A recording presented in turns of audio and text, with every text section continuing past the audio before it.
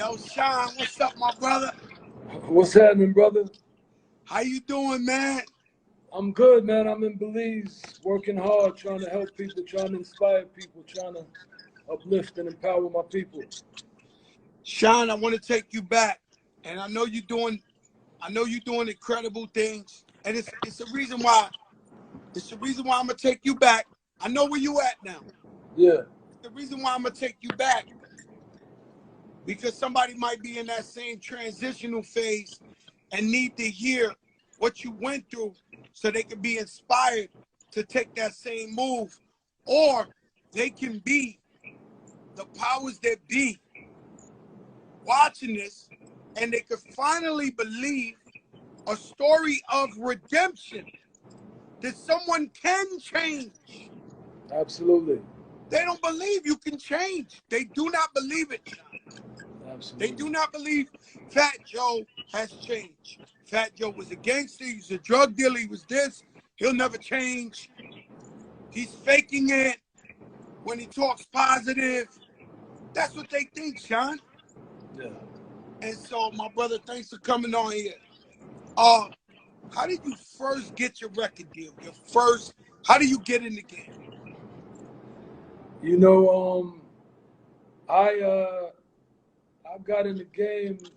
I was so determined, and I was so passionate, and I was so invincible. I think one of the things, you know, I'm 41 years old right now.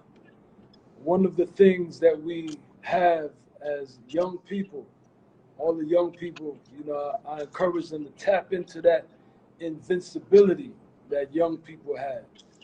You know, when I was 18, you know, I felt like Neo from the Matrix. I felt like I could do absolutely anything.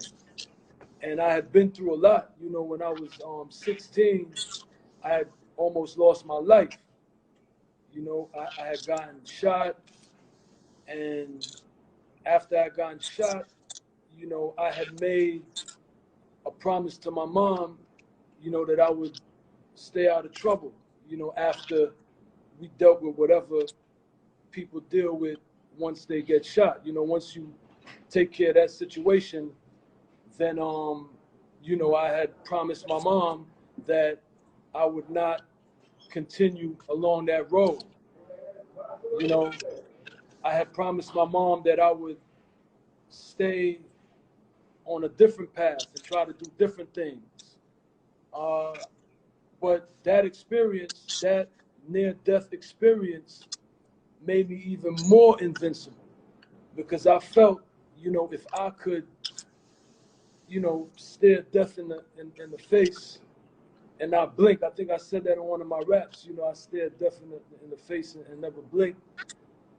You know, what couldn't I do? So what I used to do as part of promise I made to my mom, you know, to stay off the streets, to not be like my cousins, and to go to school, get my high school diploma. I got a bike. I borrowed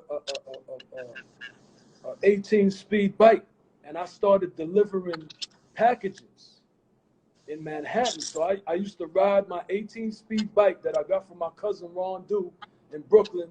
What's up to everybody in Brooklyn? Everybody got a cousin Ron Dew. Yeah, Everybody tennis got court. a cousin Ron Dew. Yeah, tennis court, Church Avenue, Newkirk, Forest Avenue.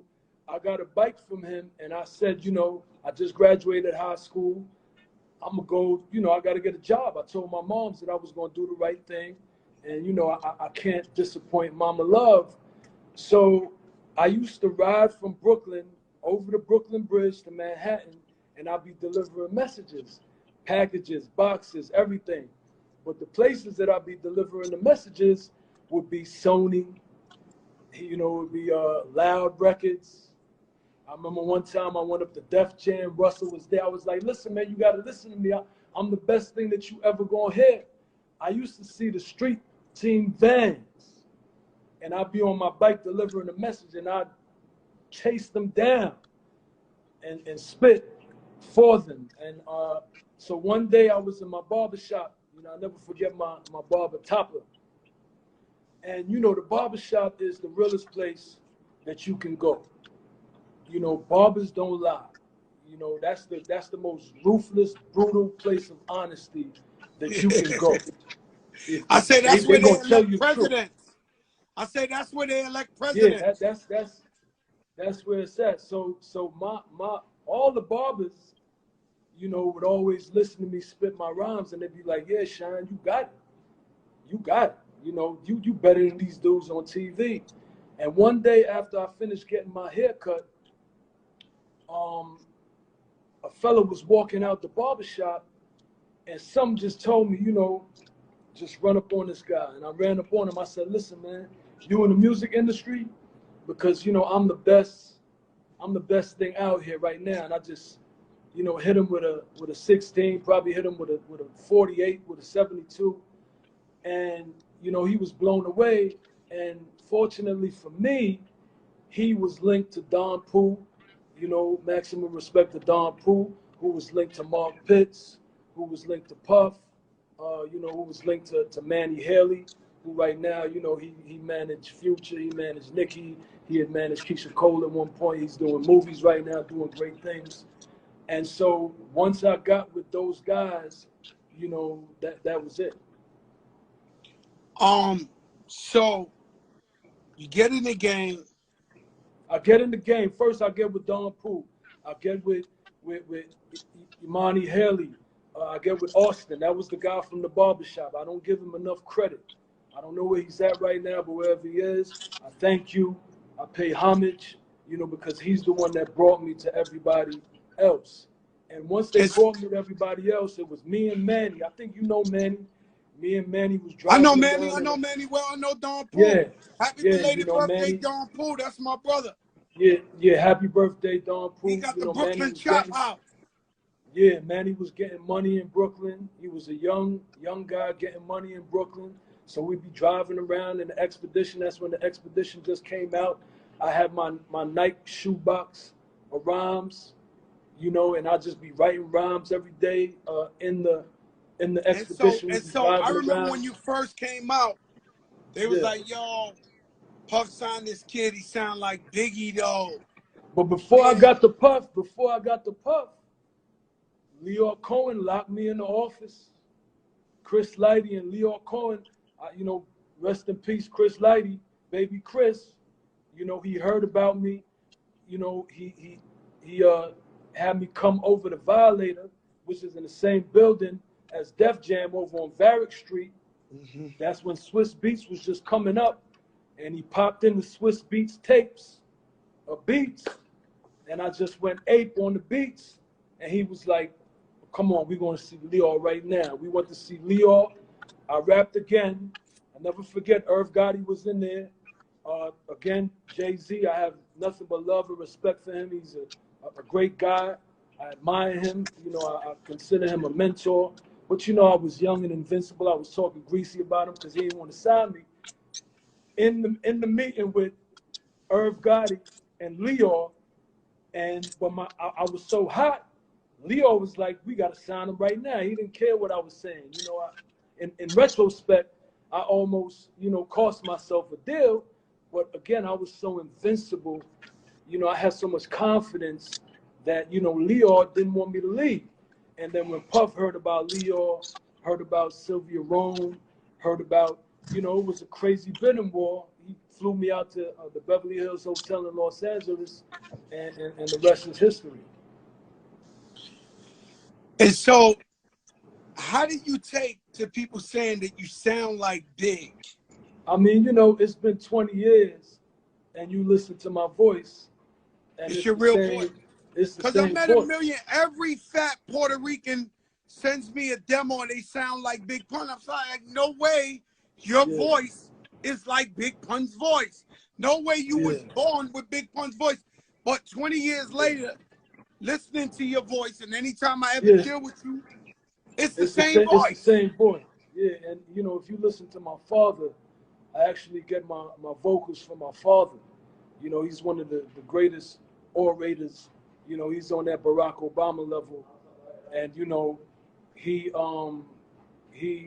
don't let anybody in. We are closed right now. He has to come back. All right. Thank you. yeah, you know, my father's one of the greatest orators, and I have his voice exactly. You know, when I speak, people listen to me speak, and they think, you know, that I'm my father. So actually, I sound like my father. So one of the hardest, we started off the show with the song. Go outside and You, talk to him, please. you in Jamaica, with Wolf, rest in peace. With the kids chasing the Benz.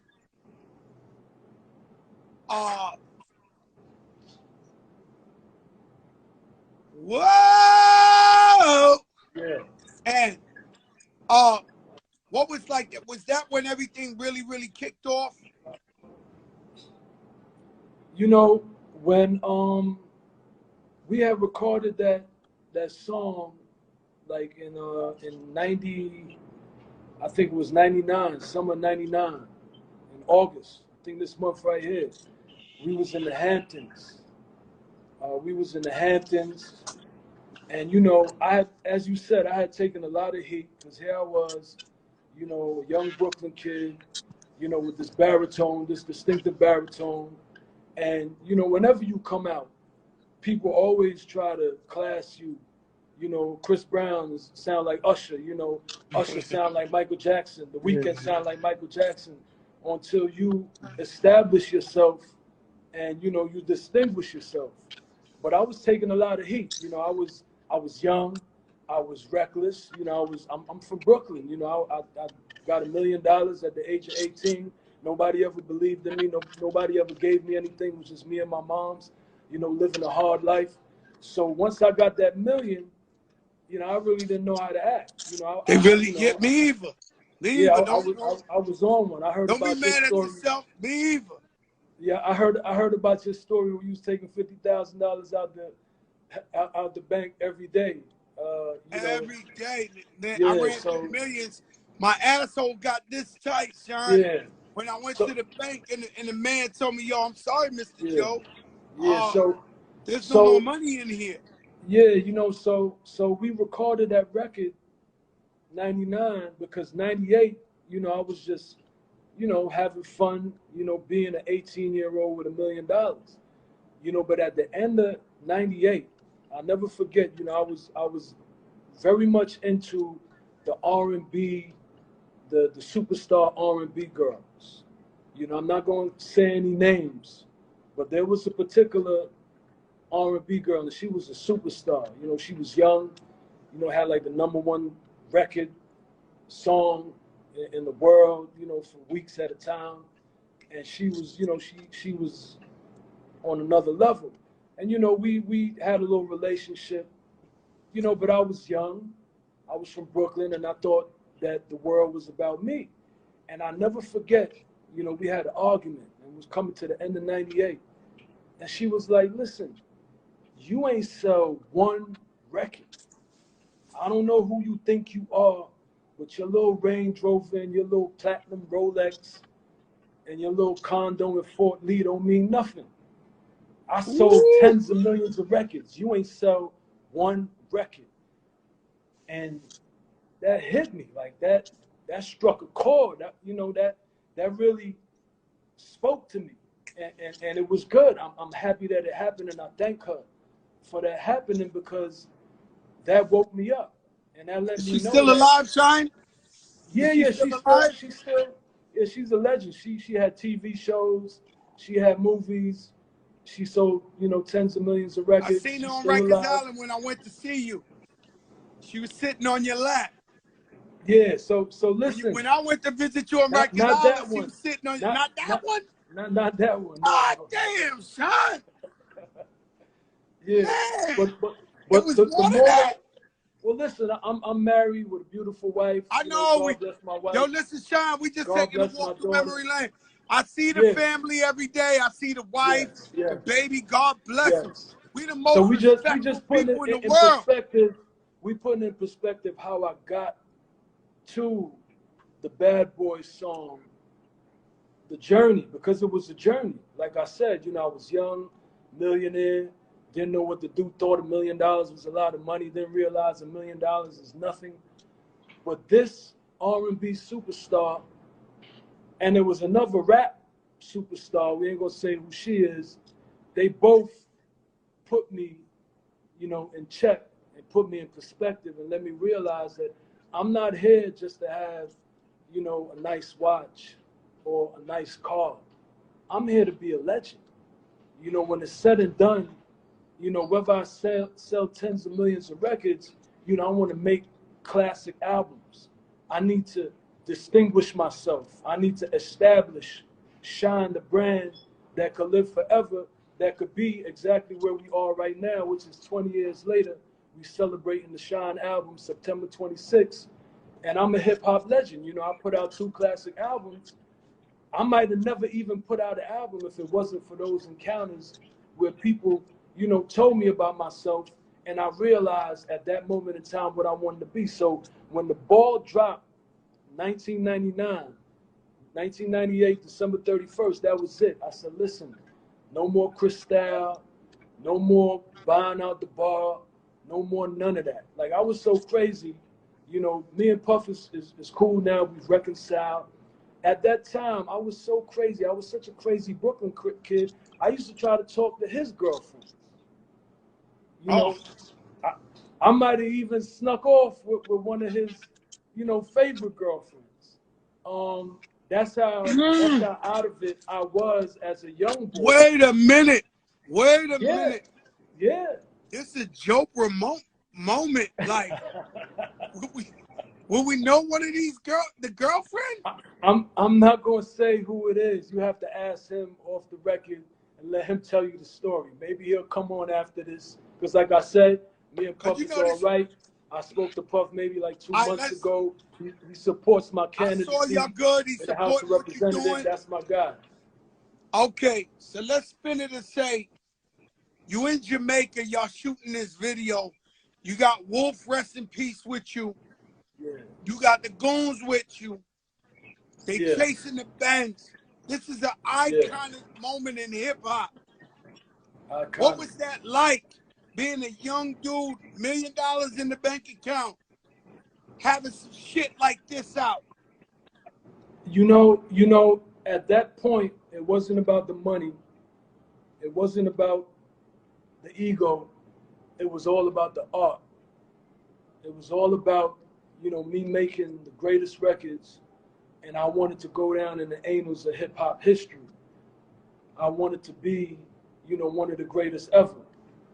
And that's what I was chasing, so I wanted to make timeless classic music. So before I got to Jamaica, I had to get on Funk Master Flex. I'll never forget, it was like May, and Flex, was just dropping bombs after bombs after bombs. That was really the moment, because I really fought to get to Jamaica. I fought to even get in the studio after, the entire incident, in Club New York, because BMG wanted to drop me, and I might have never came out with an album.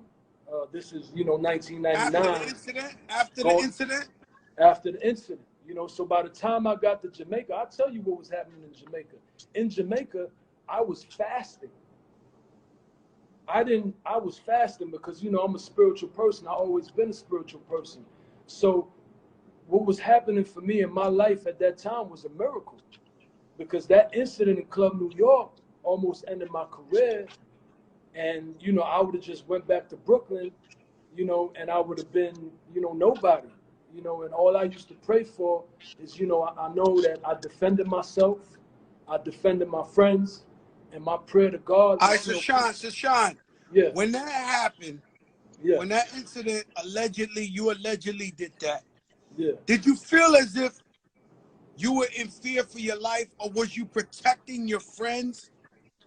I was in fear for my life.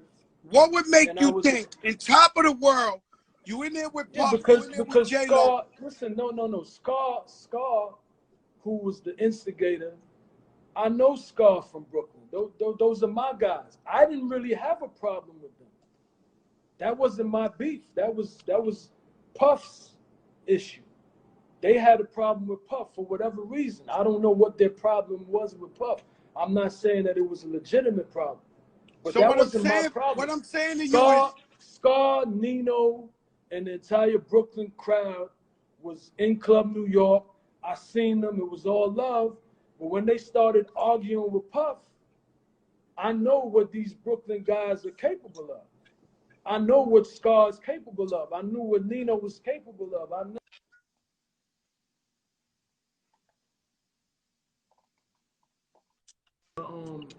my charger. I know what happens once these arguments start. You know, when these arguments start, you know, it becomes a problem. I'm just trying to charge my phone. What I'm saying to you, Shyne. Once Scar starts saying, you know, I'm gonna kill you, you know, you DOA, you know, once he starts talking crazy, yeah, I became afraid for my life. I know what happens, you know, once he says, you know, it's about to happen, you know, it's about to happen. And I seen somebody reach for a gun, and I reached for my weapon, and I defended my friends and myself, because once he starts firing, once whoever else pulls out a gun starts firing, it doesn't stop there. So, Shyne, you don't think, Shyne, you don't think I'm over here with Puffy? There's two ways to think of it. I'm over here with Puffy. I'm over here with J-Lo, the biggest, richest stars in the world. This shit gonna be on CNN? Or do you just react at the time like, yo, I got it? I'm thinking about saving my life. I'd rather be tried by 12 than carried by 6. Mm-hmm. And how did Puffy take it at the moment? Did he take it as, yo, you fucking my shit up doing that? Or thank you for saving my life? You know, I think for him, it was more, you know, he's a corporation. And he's just thinking about the corporation. So obviously, you know, something like that affects the corporation terribly. But at the time, I was just thinking life or death. You know, so, see, we didn't have an opportunity for him to say thank you for saving my life, for saving Jennifer's life, you know, for saving all our lives, because he was thinking about, you know, the corporation, and you know, that put the corporation. Do you think he thinks you jumped the gun? Do you think he thinks you jumped the gun? You know, you'd have to ask him that. You could ask me, do I think I jumped the gun? And my answer is absolutely not. Absolutely not. And so now you in trial, one of the most legendary trials in the world. Yeah. You fighting for your life, Puffy fighting, Wolf fighting, and we ain't got to go into detail, but I feel like you felt like the other lawyers was like, yo, my guy ain't do it. Maybe that guy did it. That's the word on the street. That's absolutely what it was, you know, and you know, Puff apologized. He did apologize to me for that, you know, when we met in Paris. And, you know, he did say, you know, he could have handled it better, but he was under a lot of pressure, you know, from the lawyers, you know, to throw me under the bus.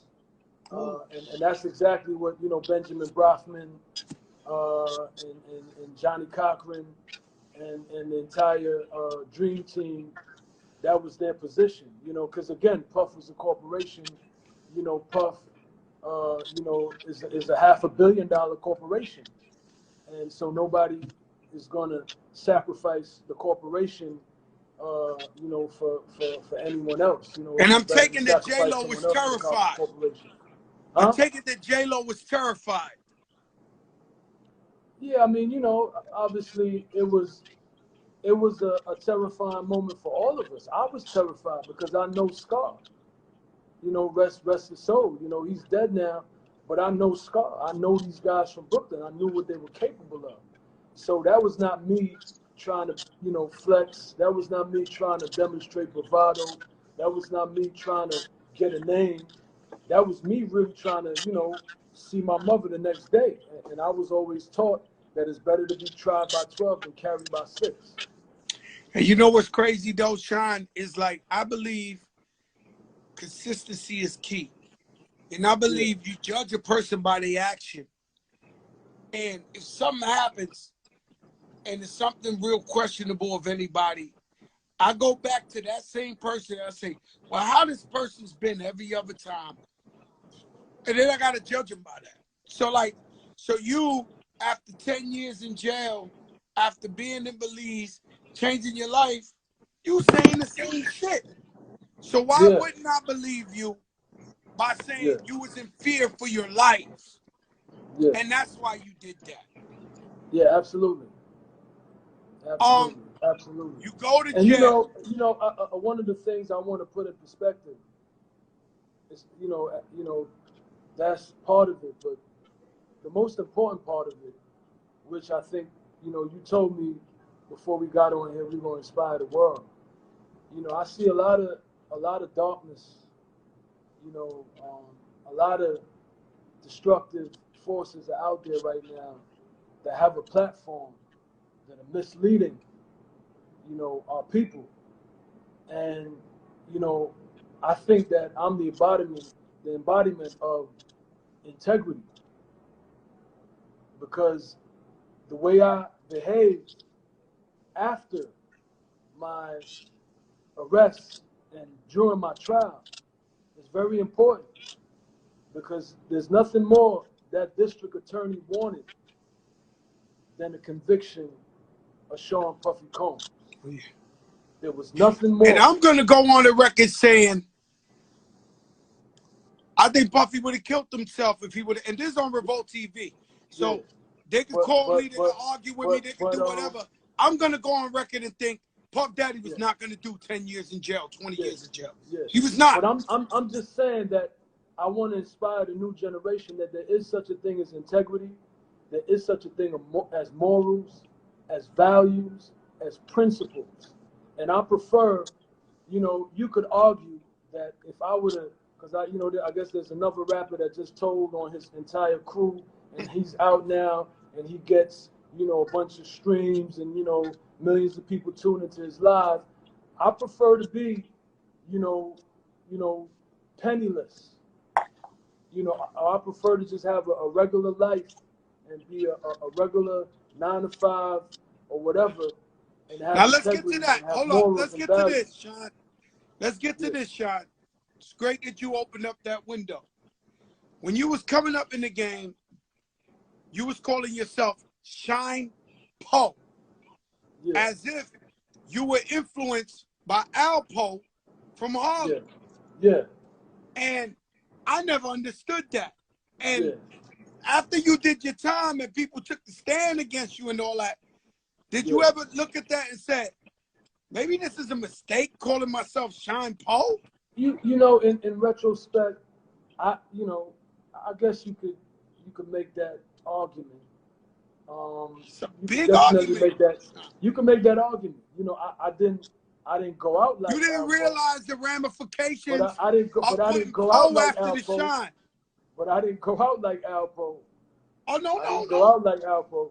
No. So I took the name. I got the name Al Poe, or I got the name Shyne Poe from one of Al Poe's girlfriends, who was my girlfriend. And she gave me the name Poe because, she thought, that I was just like him. I was young, millionaire, from the streets.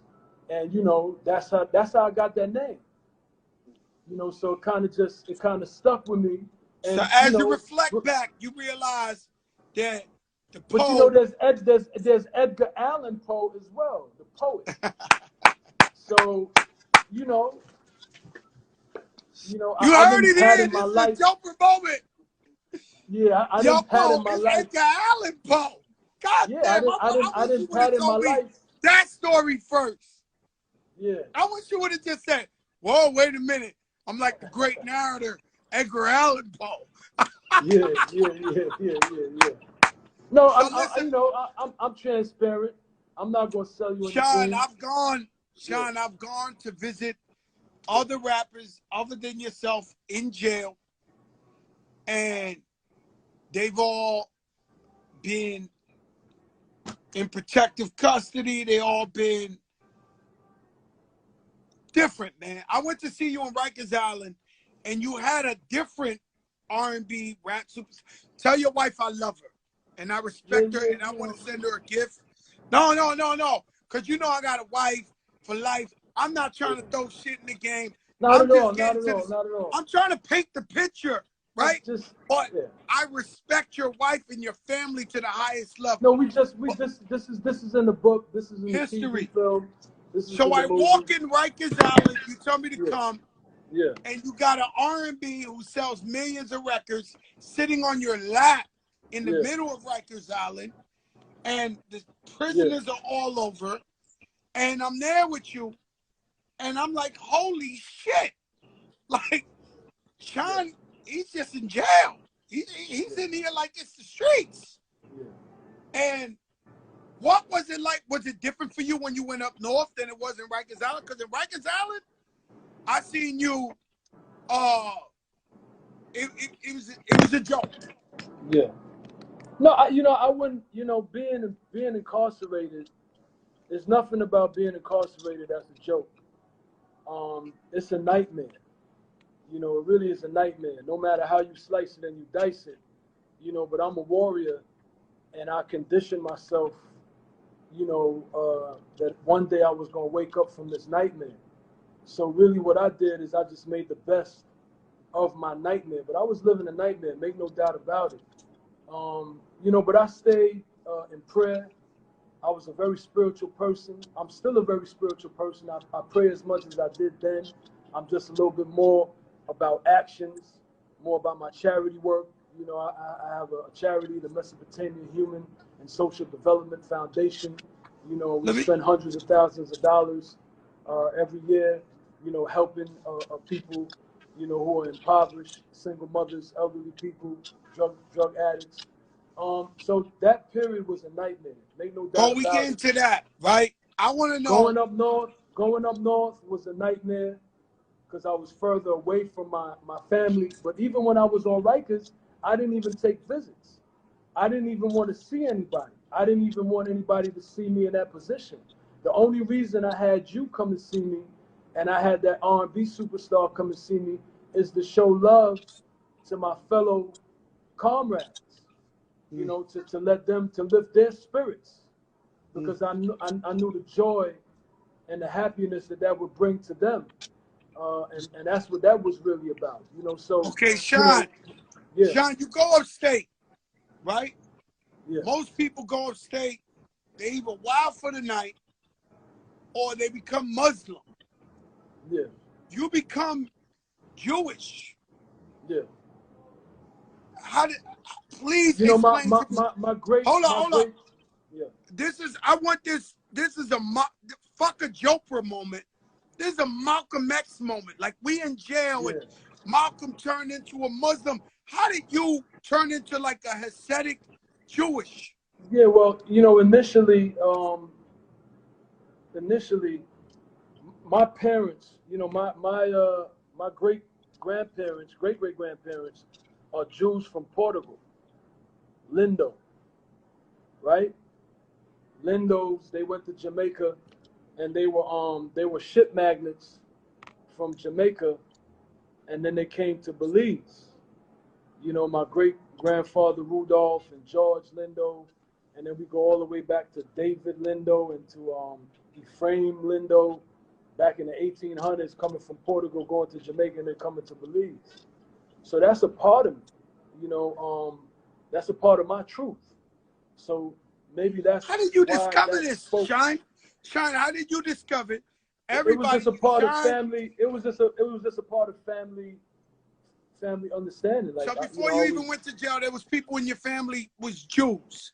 Well, not Jews like the Jews on Eastern Parkway, but just like Jews, like regular Jews in Tel Aviv, who are Jews, and Jews in New York who are Jews, but they don't observe anything Jewish, and they're only Jewish because of their great grandparents. I seen you with the hat myself. You came to my show in Paris. Well, that was after and the long jacket with the curls. That was after I came out of incarceration, because again, like you said, you judge someone. Shyne, I thought you caught a lick or something. I thought you met some Jews in there that was billionaires. No. No, that was my truth. Listen, you know, I changed my name to Moses. I changed my name to Moses. You know, Moses was married to an Ethiopian woman, by the way. You know, Moses is from Egypt. Egypt is in North Africa. So it's really not far-fetched that you have African Jews. No, I You know, believe your all truth. Jews. I got friends that are black Jews from Yeah, but that's what Egypt. I'm trying to say. You know, being a Jew is not necessarily a race. You know, being a Jew is a religion. You know, and a Well, you belief know, and a spiritual thing. if you feed into what the streets think, right? Yeah. Everybody thinks Shyne comes home from 10 years like Tupac and just bombs on everybody. And he's gonna go crazy. And then you come out and you're changed. And it's a beautiful thing, Shyne. It's a Well, beautiful. no, you forgetting the period. There was a period where I was going. Yeah, I'm charging my phone, so it keeps falling. But there was a period where I was going back and forth a little bit. You know, I had some stuff to say about some people when I first came out. You know, but you know, I definitely regret that. You know, more so, you know, than sticking with the name Poe that I was given, you know, by Alpo's girlfriend. I definitely regret all that negative energy. You know, I think I should have came out and I should have focused on making music, and just focused on, you know, reestablishing, you know, and securing my legacy. I think I spent way too much time worrying about other people, and I should have just focused on myself, you know. But what happened is I ended up going to Israel. You know, after I came out, I did a multi-million-dollar deal with Def Jam. LA Reid flew down to Belize on a private plane. Just want to say one love to all the Belizeans watching me out there, because you got a lot of Belizeans in the States, in Los Angeles, I you love the know, in New York, Belizeans. in I love the Chicago, Belizeans. in Atlanta. You know, you got the Garifuna crowd, real heavy and real strong, the Belizean Garifuna people. You got the Belizean artists. We got some hot Belizean artists out there doing their thing. King Kosa, check them out. Big Bang, you know, check them out. You know, those are two of the biggest right now out there in the States trying to do their thing. OT Genesis is a Belizean. He's a Garifuna Belizean, you know, so maximum respect to him. You know, but I came out, I went to Israel just, you know, to go for vacation for Rosh Hashanah, which is something that, you know, I had been saying for the last 10 years that, you know, next year in Jerusalem. So I didn't really come out to go be a Hasidic Jew or to become ultra Orthodox. You know, I just came out to go visit Jerusalem. It's the Holy Land for everybody. It's the Holy Land for Catholics. It's the Holy Land for Muslims. It's the Holy Land for everybody. And I just, you know, wanted to touch the Holy Land. And when I went there and I seen them kids that look just like me, because you got a lot of Jews in Israel, you know, that are Sephardic Jews from Iraq, from Iran, from Ethiopia, you know, from Egypt, that look just like me. And I seen them kids running around with them little things coming down their skull. It just spoke to me, you know. And, you know, we see a lot of people suffering from mental illness, a lot of rappers breaking down mentally right now. You know, I was very concerned that after 10 years that I would preserve my mental health and I would preserve, you know, my state of mind. And, you know, I think it was important. That journey was important. Those years that I did in Israel were very important, which is leading to where we at now, where I'm running for the House of Representatives. And I'm going from, you know, being in trouble with the law to making laws that will not oppress the very few, will not oppress the marginalized, will not oppress, you know, those people who are impoverished and who don't have means to do better Okay, for Shyne. themselves. So Shyne. they might make a mistake and go and commit crimes in order to feed themselves and feed their families. And so, as Ari Melber was talking about on his show, the justice system punishes them to a level where they could never recover from that, and they're criminalized in perpetuity. I'm in a position now where I can legislate and create policy at the root to prevent anyone from even being in a position where they're so desperate to commit crimes. But if they were to happen to commit a crime and make a mistake due to whatever factors or whatever influences, I can make sure that they have a path to redemption, using myself as the greatest example. You know, after I came back to Belize 10 years ago, the first thing I did was I went to the children's home, and I went to visit the kids in the hostel. I went to visit the kids whose, you know, parents couldn't take care of them because they were too out of control. And I went to talk to them and try to inspire them and try to lift them up. I went to the prisons to try to say to my brothers and my sisters in the prisons that, you know, there's a better way. And I'll be there for them to support them. That's what I've been doing for the last 10 years. I've been helping the musicians in Belize out of my pocket, hundreds of thousands of dollars. You know, I'm a living, walking redemption song, redemption story. And so it's important for me, as someone who said, "Dear America, you know, I'm only what you made me." It's important for me, who sung all these songs about systematic oppression and a system that doesn't work for the masses. I'm in a position right now to make sure that, at least in Belize, I can create policy and legislation that's going to work for the impoverished, that's going to work for the marginalized and the vulnerable in our society. So that's what Israel did for me. Israel gave me the opportunity to breathe. You know, I sat in the cell for 10 years. That's a nightmare. And I sat in the cell for something that I didn't do. I sat in the cell for trying to defend myself and my friends.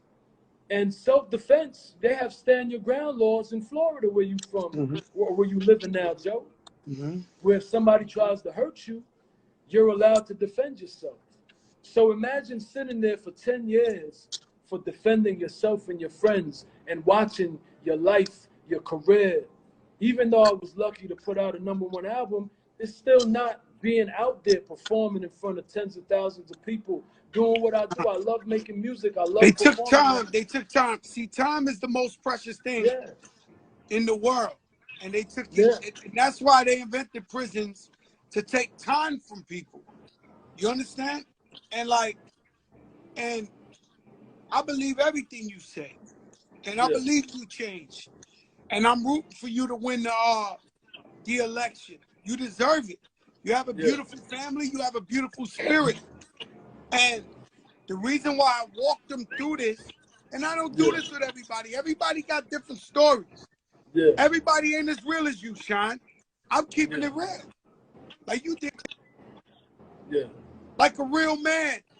You believe in your own Israel. And we've been friends. What you believe you in. Got to tell them we've been friends. We've been friends for 20 years. We've been friends before you went to jail. That's what I'm saying. For 20 years. Since we met in '99, I guess 21 years. And I love you. What you want me to tell somebody? But I needed you to understand that, because even me, somebody like myself, I was a bad guy before I rapped. And there's people in the Bronx, there's people, police, who believe that no way this guy changed. No way this guy, and I've been screaming at everybody, I changed. I'm a nice guy. I used to be with 100 guys. Now I'm with my wife and my daughter. And they still don't believe me, right? I got friends who are powerful, who are rich, or politicians, that their friends tell them in their ear, watch it with this guy. This guy is, and they say, you can't stop me from loving this guy. This guy's a good man. He gives back every chance. He looks out for his community. So I know where you're coming from. So that's why I wanted to explain to people the whole thing. Not to glorify the past or what happened, but to show that someone can honestly change their life and become a beautiful person, a good man, a family man, and even better yet, a politician that can actually make laws that affects the people, the common people. And that's why I wanted you to tell your story. not for nothing else. Yeah, yeah, yeah. And, Absolutely, absolutely. And I definitely, I hope that, as you said, we can inspire this generation to believe in principles, in morals, in values, and integrity. It really does matter. Character really does matter. You know, who you are as a person really does matter. And that's why I think we've been friends for so long, because I've been, my battery's going out again. I've been this guy with integrity throughout, throughout every period of my life, no matter what I've been through. I've been the same guy. And I think that's very important. And that's what has led me to the point I'm at in my life now, where I can lift my nation up. The same way I see the beautiful work you do for Puerto Rico, when they're going through their difficulties, you're always there. I see you getting on the jet, you and Jay and the Rock Nation and everybody. And that's what life is really about. Life is about service to others. And, I thank hip hop. I thank hip hop music for making me who I am. Because as a legislator, as a leader, I thank hip hop for that. Hip hop taught me how to be a CEO. Taught me, I own my own publishing company since I was 19 years old. I started off with a joint venture, then I got a administrative deal, and I own my own publishing company. I own my own record label, my own production company. Hip hop taught me how to be an entrepreneur, which is what I'm teaching young people in Belize. When do you run? When you run for office? What date? November 4th. I'm coming down there, Shyne. I'm coming down there. We open the airports October 1st. If anybody wants to donate, they could donate to my PayPal. Shyne Barrow Mess Up 2020 at gmail.com. I'm coming. Say that again. Say that again, Shyne. Shyne Barrow Mess Up. That's MESOP 2020 at gmail.com. But again, it's all about character. I'm coming down there. I'm coming down there if you allow me to. And I want to put up posters. I want to talk to the people. I need you to come down with that bag. I need you to bring some bags with you. Because, I'm coming with the bags. I'm coming with the bags.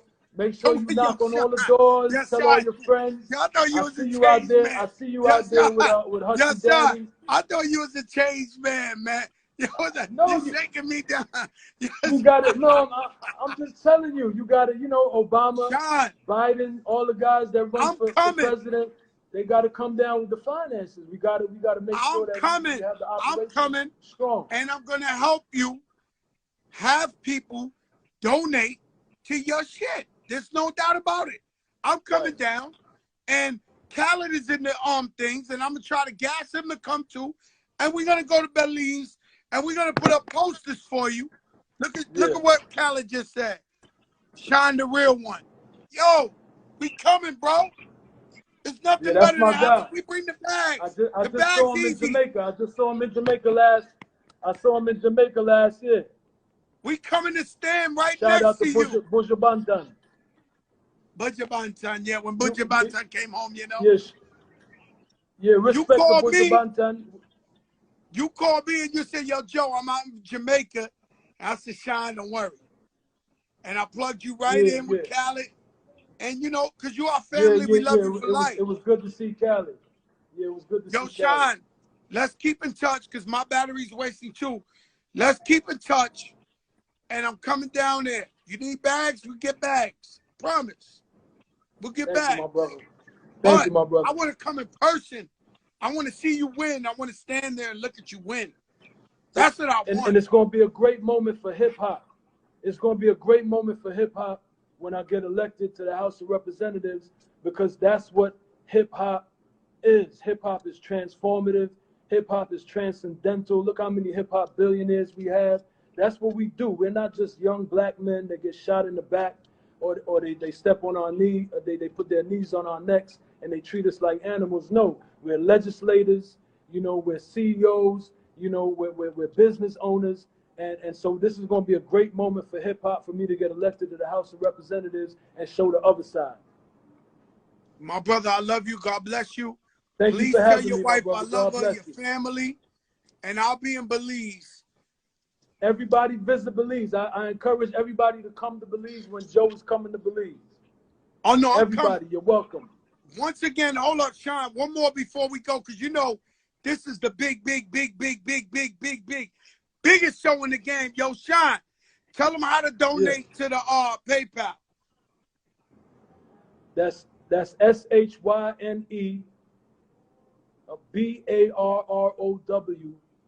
MESOP 2020 @gmail.com.